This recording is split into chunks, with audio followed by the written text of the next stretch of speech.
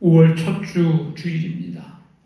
우리 5월의 삶에 여러분들 가정마다 하나님의 은혜가 임하기를 바라고, 믿음 안에서 하나 되고 또 자손 대대로 아름다운 믿음의 유산이 잘 계승되어 자손 만대 믿음의 복을 받게 되기를 간절히 바랍니다.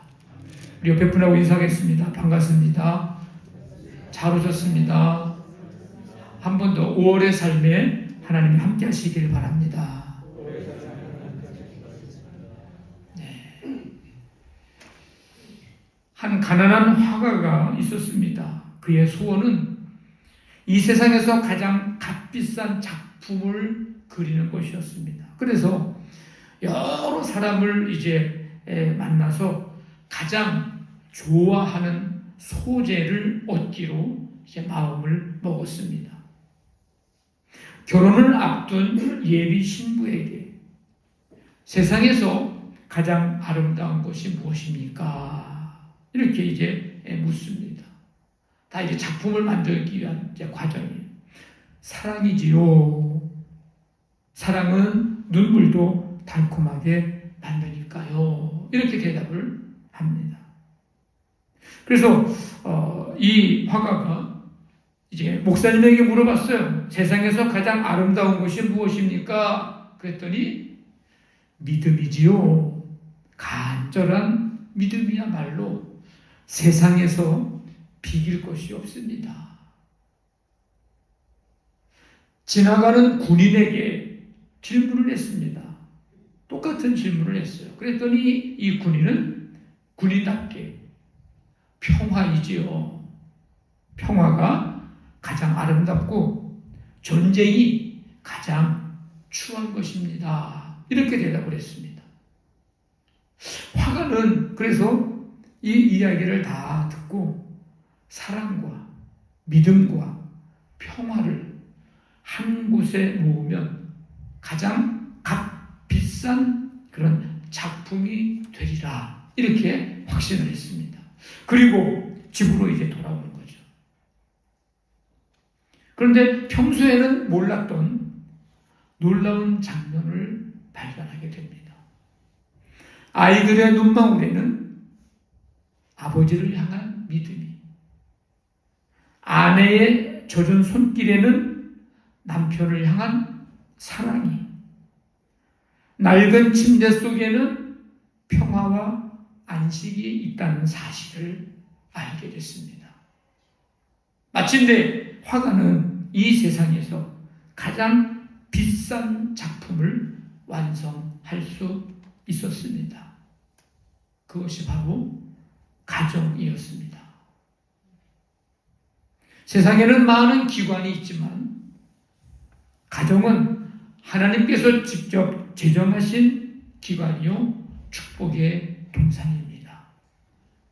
가정마다 물된 동산 갖게 되기를 바랍니다. 아멘. 여러분의 가정마다 하나님의 은혜와 사랑이 강같이 흐르게 되기를 간절히 바랍니다. 성경에 보면 이 사람 참 부럽다, 이렇게 생각이 드는 사람이 있습니다. 혹시 여러분들도 그런 사람이 좀 있을는지 한번 생각을 한번 해보십시오. 그런가 하면 이 가정 참 부럽다라는 생각이 드는 가정도 있습니다. 부러운 이유는 뭐냐면 나에게 그 모습이 없거나 부족해서 그 사람처럼 되고 싶거나 그 가정과 같은 가정이 되고 싶기 때문입니다. 여러분들은 성경에서 나오는 가정 중에서 어떤 가정이 부럽고 또 어느 가정과 같은 가정이 우리 가정도 좀 이런 가정이 됐으면 좋겠다 하는 그런 가정이 어느 가정이 혹시 있으십니까? 우리가 흔히 하는 말에 부러우면 지는 거다 이렇게 말하기도 하지만 사실 때로는 긍정적인 방향으로 부러워한다면 부러워하는 것이 좋을 때가 있습니다. 부러워해야 합니다. 담고자 해야 합니다. 부러워하면서 그런 가정이 되기를 기도하게 될 것이고, 갈망하게 될 것이고, 애쓰게 될 것이고, 그렇다면 더더욱 복된 가정이 될 것이고 하나님께 영광을 돌리는 가정이 될 줄로 믿습니다. 오늘 우리가 읽은 말씀 여기에 이 가정 참 부럽다, 이런 가정이 됐으면 좋겠다라고 할 만한 가정이 등장을 합니다. 고넬료의 가정입니다. 그래서 말씀 제목이 이 가정처럼, 어느 가정처럼? 고넬료 가정처럼. 오늘 우리는 이 가정의 모습을 보면서 부러움만으로 끝나지 말고 고넬료의 가정처럼 되기를 갈망하고 기도함으로써 여러분의 가정에서도 이와 같은 모습이 나타나게 되기를 간절히 원합니다. 경건한 가정이 부럽습니다. 1세기 팔레스타인의 행정 수도가 가이사랴입니다. 가이사랴. 근데 오늘 고넬료는 가이사랴에 좀 살고 있어요. 도시에 살고 있는 거예요. 수도에. 이달리아 부대 소속의 백부장입니다. 이달리아 부대 소속이라는 말은 이방인이라 그런 뜻입니다. 유대인이 아니라는 뜻이에요. 이탈리아 사람이라는 뜻입니다. 로마. 당시 로마가 세계에 지배하고 있는데, 그래서 지금 팔레스타인에 파견나와 있는 사람이라는 거예요. 이탈리아 정예부대 100명을 통치하는 백부장입니다. 근데 이 고넬료와 그의 가정을 소개할 때에 얼마든지 다른 것을 이야기할 수 있었을 텐데, 그 나라의 황제의 신임을 받는다든지, 그의 군사 군 조직의 어떤 계열 사람으로서 이런 거라든지, 그가 가진 여러 가지 많은 것들을 이야기하면서 고넬료를 소개할 수도 있었을 텐데, 오늘은 딱 한 가지를 얘기합니다. 그는 경건하여. 딱 한마디. 그는 경건하여. 결국 고넬료는 어떤 사람이라는 거예요? 경건한 사람이라는 거예요. 그의 가정은 어떤 가정이라는 겁니까? 경건한 가정이라는 것입니다. 이 경건이라고 하는 말은 하나님에 대한 경외심, 두렵고 떨리는 마음을 가지고 하나님을 섬기는 거죠. 그리고 하나님에 대한 사랑을 말합니다. 경건. 참 저 사람 경건하다. 그럴 때는 하나님을 경외하는 사람이야. 하나님을 사랑하는 사람이야. 이렇게 말할 수 있습니다.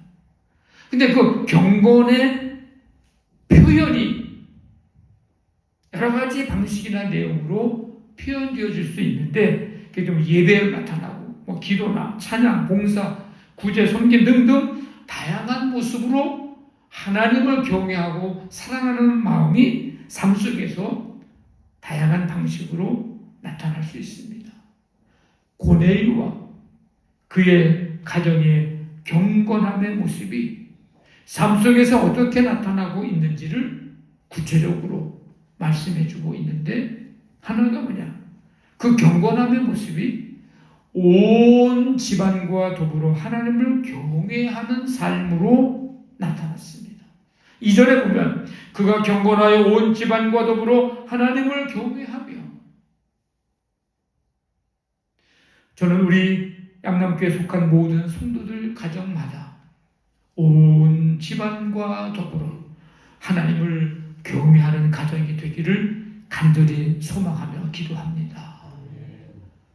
하나님을 두려워할 줄 아는 사람, 하나님을 두려워할 줄 아는 가정,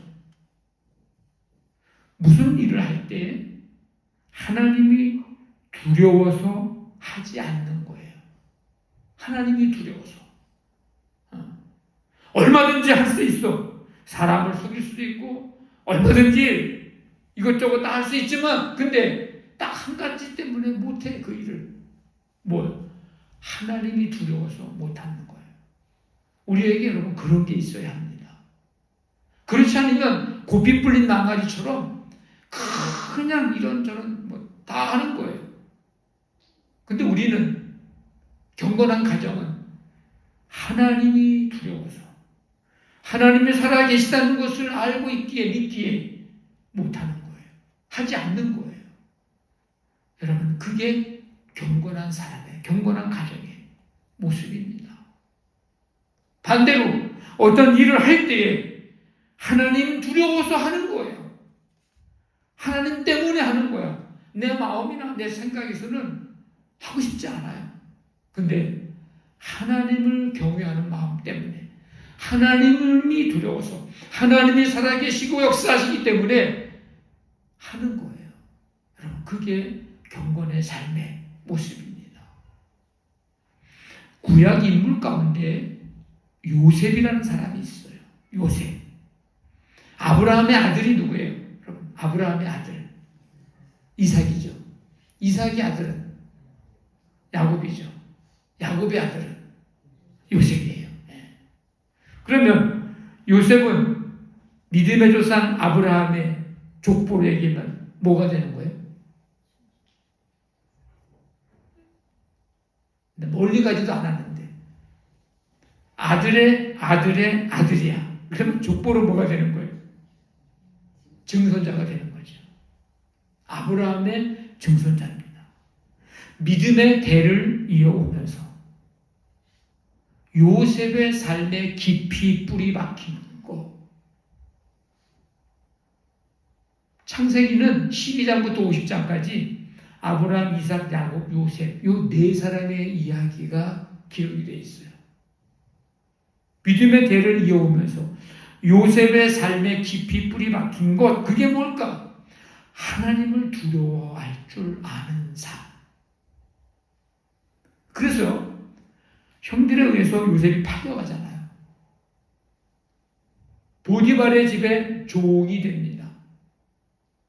근데 보디발의 이 아내가 요셉이 얼마나 매력적이었는지는 모르겠지만 날마다 유혹을 하는 거예요.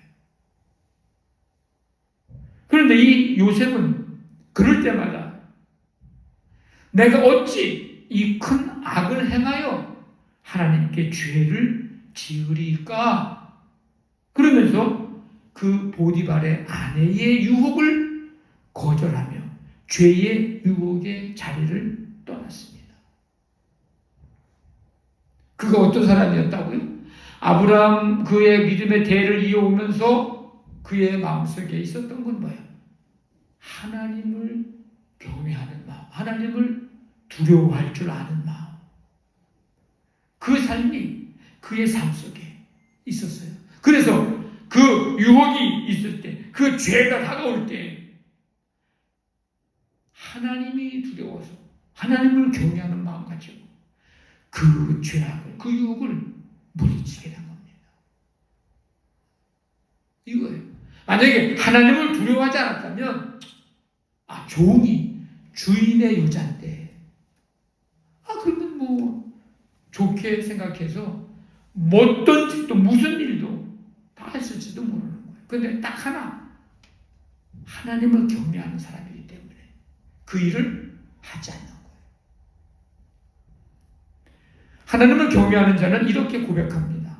시편 139편 내가 앉고 일어섬을 아시고 멀리서도 나의 생각을 밝히 아시오며 나의 모든 행위를 익히 아시오니.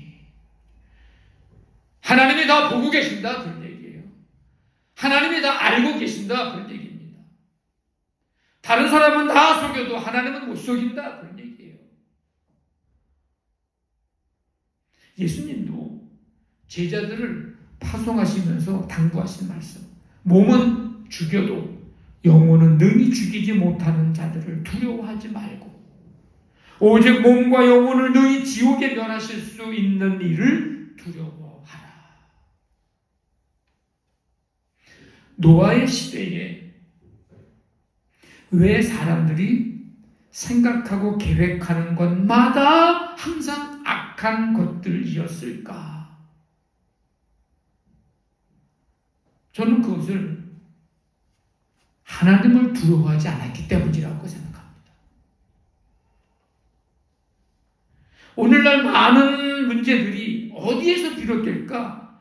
여러 가지 이유, 원인, 분석을 할 수 있겠지만, 우리 신앙적인 입장에서 볼 때, 하나님을 두려워하지 않기 때문입니다.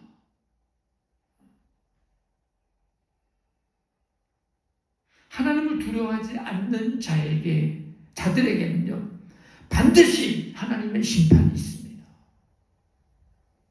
온 가족이 하나님을 경외하는 가정들이 다 되시기를 바랍니다. 오늘 고넬료의 가정이 참 부러운데 그의 경건함이에요.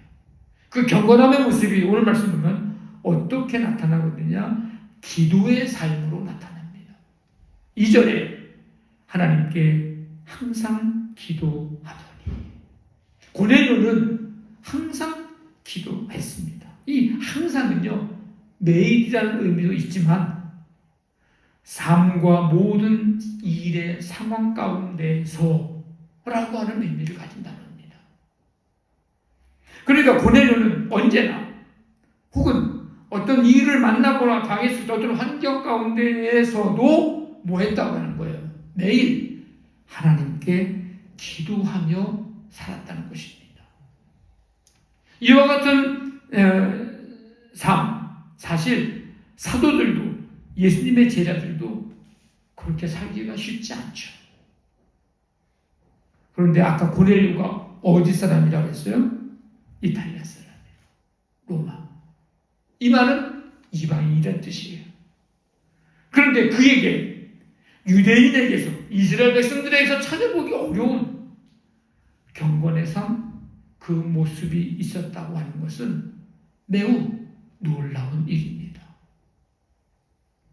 사도 바울이 데살로니가 교회에 권면했던 그 말씀, 쉬지 말고 기도하라.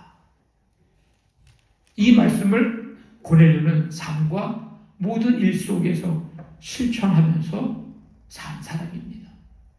예수님께서 겟세마네 동산에서 제자들에게 뭐라고 말씀하셨어요? 시험에 들지 않게 깨어 있어 기도하라. 유혹에 빠지지 않게 기도하라. 제자들에게 당부하신 말씀인데, 오늘 고넬료가 예수님의 그 말씀처럼 살아가고 있는 것입니다. 하루는 3절에 보니까 제9시가 됐습니다. 우리나라 시간으로 오후 3시입니다. 유대인들 그 기도하는 시간이 정해져 있어요. 오후 3시. 항상 기도하는 고넬료, 기도하는 시간을 놓칠 리가 없습니다. 그 기도 시간에 기도하는데 환상 중에 천사가 이렇게 얘기합니다. 너의 기도가 하나님 앞에 상달되어 기억하신 바가 되었다. 고넬료의 기도는요, 하나님께 상달이 되었습니다. 이 상달되었다는 말, 우리가 번제, 구약시대에 그 번제를 드리잖아요. 그 번제는 각을 뜨고 태워서 향기로 제사 드리는 거예요. 향기로운 냄새. 그 하나님이 받으시는 예배는 흠양하셨다, 이렇게 표현하죠. 그러니까 하나님이 기뻐 받으시는 것이 된 거예요. 그런 것처럼 이 고넬료의 끊임없는 기도, 항상 드리는 기도, 어떤 상황, 모든 일 속에서 드리는 그 기도가 주님께 향기롭게 드려졌다, 하나님이 기뻐 받으시는 기도가 되었다라는 것입니다. 고넬료의 기도는요, 하나님께 기억이 되었습니다. 기억하신 바가 되었다. 하나님께서 진실한 자의 재물을 기억하듯이 고넬료의 기도를 기억하고 계셨다. 잊지 않으셨다는 것입니다. 하나님은 한나의 그 눈물의 기도를 기억하셔서, 생각하셔서, 우리 성경에는 생각하셨다고 번역이 되어 있는데 영어 성경에는 remember로 되어 있습니다. 기억하셨어요. 그에게 그의 생명 아들을 주죠. 그 아들이 사무엘입니다. 히스기야의 기도를 들으시고 눈물을 보시고 그에게 15년의 생명을 더하는 그런 응답을 주셨습니다. 경건한 자에게서 나타나는 삶의 모습, 기도입니다. 경건한 자에게서 나타나야 할 삶의 모습, 기도입니다. 근데 오늘 말씀을 제가 이렇게 보면서 고넬료는 무슨 기도를 했을까? 약간 그게 궁금해지더라고요. 항상 기도했다는데 도대체 무슨 기도를 했을까?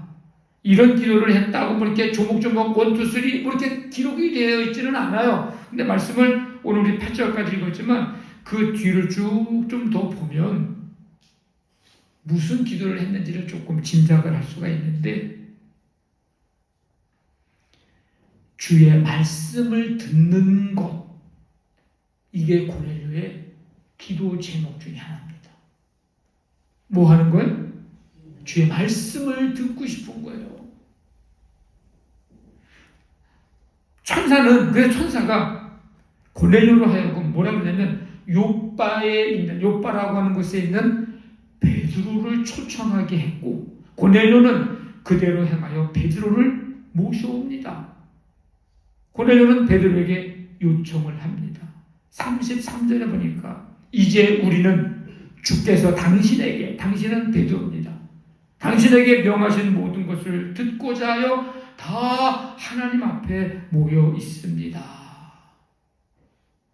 그러니까 하나님께서 주님이 베드로에게 명하신 모든 것, 이 모든 것이 뭘까?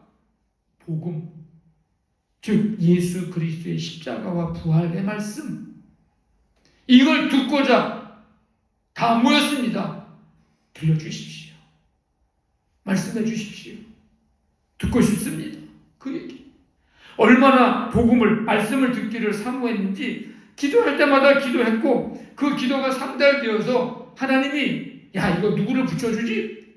베드로를 붙여주신 거예요. 베드로가 어떤 사람이에요? 제자 아닙니까? 예수님의? 더 중요한 건 오순절날 마가의 다락방에서 오로지 기도에 힘쓰다가 성령 충만함을 받고 그 다락방 문을 열고 나와서 복음을 선포하고 3,000명, 5,000명 주께로 돌아오는 놀라운 역사가 일어나는 그런 일에 행했던 사람 아닙니까? 그러니까 하나님 그를 고넬료에게 보내셔서 뭘 듣게 하시는 거예요? 예수 그리스도의 십자가와 부활의 복음을 듣게 하시는 겁니다. 베드로가 전하는 복음을 들을 때 어떤 일이 일어나냐면 성령께서 말씀 듣는 모든 사람에게 임하셨고 그리고 예수 그리스도의 이름으로 세례를 받았습니다. 이 일이 왜 놀라운 일인지 아십니까? 아니 고넬료와 그의 가정이 복음을 듣고 성령의 은혜 받고 세례 받았다. 이게 다 우리가 예수 믿는 사람들의 하는 그런 과정, 그런 프로세스 아닙니까? 놀라운 일이라고 얘기할 거 있는가 하는데 놀라운 일이에요.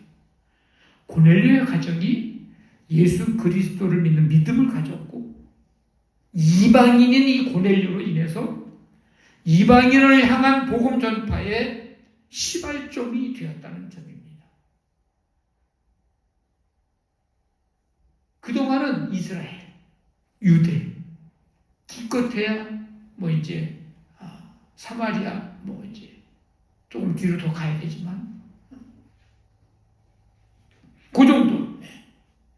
근데 이제는 이방인까지 복음을 듣고 구원받게 되는 역사. 고넬료는 언젠가는요, 물론 군복무하다가 가이사라에서 죽을 수 있죠. 근데 군복무 마치면 언젠가는 어디로 갈까요? 이 고넬료가 로마로 가겠죠. 자기 사는 나라로 가겠죠. 퇴직하고 몬티하고 갈 수 있잖아요. 백부장 그만두고 그러면 언젠간 로마로 돌아갈 사람인데, 그러면 로마에 복음이 전파되는 일에, 물론 나중에 사도 바울을 로마로 보내줘서 그 역사에 쓰시지만 성경에는 기록되어 있지 않았어도 로마에 복음이 전파되는 일에 있어서 분명 하나의 디딤돌 역할을 고넬료가 하지 않았을까. 하나님의 그런 역사가 일어날 수도 있다 생각이 되어집니다. 그러니까 고넬료의 이 회심은 이방인들에게도 복음이 전달되는 대전환을 이루는 사건이고 땅끝까지 복음이 전파될 여건이 마련된 사건이라는 점에서 고넬료의 이 역사, 오늘 이 말씀은 굉장히 중요한 의미를 가지는 그런 사건이고 일입니다. 한 사람의 경건의 삶, 한 가정의 경건의 삶 모습이 이렇게 중요합니다. 우리의 삶에 경건의 모습이 나타나야 하는데 그 모습은 바로 기도의 모습, 기도의 삶입니다. 여러분, 기도해야 할 제목이 얼마나 많습니까? 얼마나 많아요. 눈 뜨면 하루 지나고 또 하루를 우리가 맞이하면 기도 제목이 또 생겨. 또 생겨 자꾸. 얼마나 많아요. 그러나 경건한 자는 그 무엇보다도, 그 어떤 것보다도 주의 말씀을 듣기를 사모하며 기도합니다. 그 모습으로 나타납니다. 하나님께서 그 기도 들으시고 기억하시며 말씀을 듣는 자에게는 반드시 성령께서 임하시고 역사하실 줄 믿습니다. 대표적인 예가 오순절날 마가의 다락방에 모여 오로지 기도에 힘썼던 자들에게 임하신 성령의 임재 사건이 아닙니까? 한번 따라해 보겠습니다. 기도는 부도나지 않는다. 반드시 응답하십니다. 기도는 우리 경건 생활에 생명력을 더해주고 우리가 항상 기도할 때 그 신앙생활에 생명력이 있고 그 신앙생활에 승리할 수 있습니다. 기도하면 하나님이 함께 하심을 체험하게 됩니다. 오늘 이 고넬료의 가정에 성령이 임하시고 세례받고 놀라운 역사가 일어났죠.